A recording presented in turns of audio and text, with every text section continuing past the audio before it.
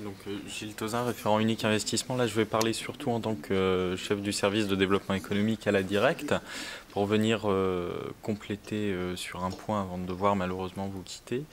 On a bien vu qu'il y avait plusieurs questions autour des marchés publics et des PME. Il y a une problématique d'ingénierie administrative pas forcément évidente pour les PME. Il y a une problématique de compréhension par les acheteurs publics avec peut-être une certaine frilosité entre les besoins, ce qui existe, et la nécessité aussi pour l'acheteur public de pouvoir identifier ce qu'il peut demander, puisqu'il ne le connaît pas forcément.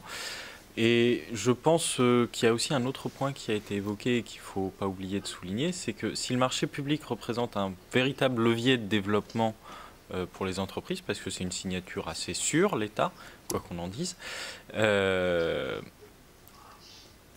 la difficulté qu'on peut avoir aussi parfois, c'est que, comme ça a été souligné, les marchés ne permettent pas à des PME de répondre parce qu'elles ne peuvent se positionner que sur certains morceaux du marché. Je pense qu'il y a un intérêt qui est assez fort et marqué là-dessus, qui s'inscrit dans la politique de filière qui est soutenue par le ministre Montebourg, qui est aussi de permettre aux PME d'être capables de se regrouper dans la réponse, d'être capables de proposer des offres de services complètes, services ou de biens, et non seulement des briques de services ou de biens qui sont une difficulté. Donc on pourrait dire oui, mais c'est à l'acheteur public de s'adapter.